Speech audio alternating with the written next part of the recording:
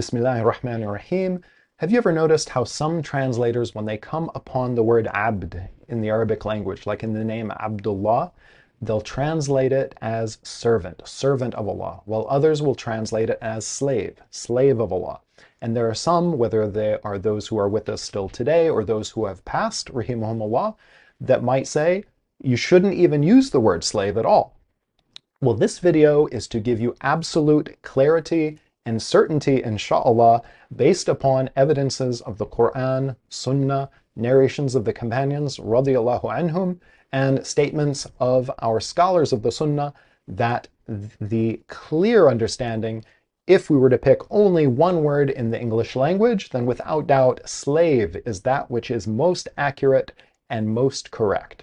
And if you're wondering, why is this important? Why does it matter? It is because the fact that you are an abd, that we are abid, this directly relates to your relationship with your creator. That's why it's important. So let's dive right in.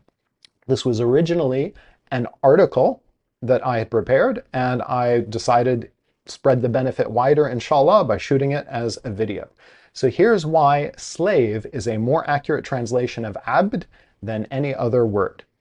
Allah is the master and owner of all His creation. So the word abd necessitates that we are Allah's owned property and we belong to Him. And this is our situation from the day we were born and throughout our entire existence into the hereafter. Just as the well-known ayah, and when I say well-known, this is an ayah that almost all the Muslims are familiar with, Inna lillahi wa inna ilayhi raji'un. Indeed, we belong to Allah, and indeed to Him we shall return. And Allah said, In kullu man fis samawati wal ard, illa ati rahmani abda. There is none in the heavens and the earth except that He will come to the Most Merciful as a slave. Whereas in English, a servant can commonly mean someone who is employed to work for someone and is free to quit and leave by their own free will. So this is a clear difference between a slave and a servant. In Arabic, when we describe someone being a servant, the word khadim is used. If we are talking in Arabic, for a servant, we say khadim. We don't say slave. We say khadim. We don't say abd. This is common in the Sunnah for a person who is serving someone else without necessarily being owned by the person. Clear examples of this is how numerous companions like Anas ibn Malik, Rabi'a ibn Ka'b, Abu as-Samh, and Abu Huraira, radiyallahu anhum ajma'in, describe themselves. Kuntu akhdumu nabiyya sallallahu alayhi wasallam. I used to serve the Prophet sallallahu alayhi wasallam. And Sheikh Abdul Aziz ibn Baz rahimahullah ta'ala explained, servants are not owned.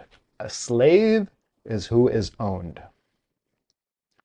And the Messenger sallallahu alayhi wasallam said in the authentic hadith in Sahih Muslim, لا يقولن أحدكم عبدي وأمتي كلكم عبيد الله.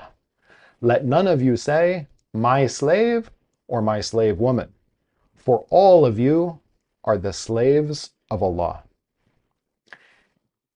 So this is clear up until this point. The difference between a khadim and an abd. The difference between a servant and the understanding of what it is to be a servant in the Arabic language, which is someone who is not owned, and the status of someone who is owned in the Arabic language. And no doubt, this being owned by our Creator is something which is an honored status. And this status of being an abd, a slave, is indeed a noble, honored status. Allah said in Surah Al-Isra about the Messenger, His noble Prophet, sallallahu alaihi wasallam, سبحان الذي أسرى بعبده ليلا من المسجد الحرام إلى المسجد الأقصى. Glorified is He who brought His slave at night from Masjid al-Haram to Masjid al-Aqsa. And Allah described in Surah Al-Furqan the noble, honorable attributes of Ibadur Rahman, the slaves of Ar-Rahman, وَعِبَادُ الرَّحْمَنُ الَّذِينَ يَمْشُونَ عَلَى الْأَرْضِ. So being a slave of the Most Merciful is indeed an honor you have been born into, and we should submit to the fact that we are owned by the Master, Creator, Lord, and Owner of the heavens and the earth. We are not merely serving Allah as servants who can come and go as they wish, but rather our existence is for worshiping Him as His eternally owned property. إِنَّ اللَّهَ اشْتَرَى مِنَ الْمُؤْمِنِينَ أَنفُسَهُمْ وَأَمْوَالَهُمْ بِأَنَّ لَهُمُ الْجَنَّةِ. In Surah Tawbah. It's a tremendous ayah. إِنَّ اللَّهَ اشْتَرَى مِنَ الْمُؤْمِنِينَ أَنفُسَهُمْ وَأَمْوَالَهُمْ بِأَنَّ لَهُمُ الْجَنَّةِ. Indeed, Allah has purchased from the believers their lives and their wealth in exchange for paradise. This is your status as a mu'min. If you are a mu'min, if you are a believer, if you are from the mu'mineen, then Allah has purchased you, yourself. Yourself and your wealth, they don't belong to you yourself. They're owned by Allah, your Rabb, the Rabbul Alameen. Ibn Taymiyyah, rahimahullah, he said, الرق والعبودية في الحقيقة هو رق القلب. العبودية في الحقيقة هو رق القلب. That ubudiyah, in its reality, it is enslavement of the heart. Ibn Taymiyyah said, enslavement and ubudiyah. In reality is the enslavement of the heart and its submission. So whatever takes control of the heart and enslaves it, then that is its master. And Ibn al-Qayyim said, rahimahullah, in Zadul Ma'ad, وَقَوْلُهُ, this is explaining a dua of the Messenger sallallahu alaihi wasallam, وَأَسْلَمْتُ نَفْسِي إِلَيْكَ. His statement, sallallahu alaihi wasallam, I have submitted my soul to you. To who? To you, to Allah. Means, this is the words of Ibn al-Qayyim, rahimahullah. His statement, sallallahu alaihi wasallam, I have submitted my soul to you, means I have surrendered it to you with the full surrender of a slave giving himself over to his master and owner. He said, أي جعلتها مسلمة لك تسليم العبد المملوك نفسه إلى سيده ومالكه.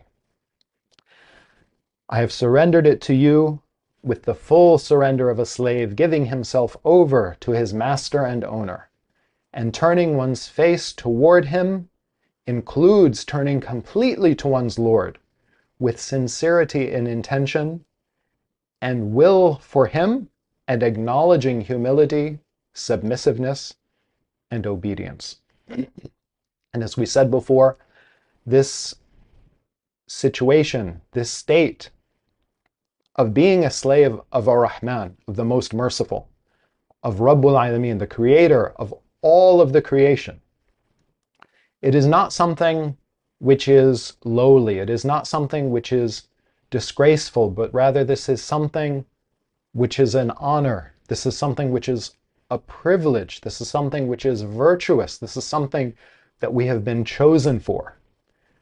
As Umar radiallahu anhu, he described, إِنَّا كُنَّا أَذَلَّ قَوْمٍ فَأَعِزَّنَا اللَّهُ بِالْإِسْلَامِ.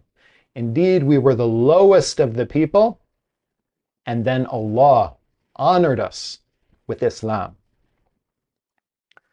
Now, so if you found this beneficial, then share it with those you love, because indeed, the one who guides to goodness gets the reward of whoever acts upon it.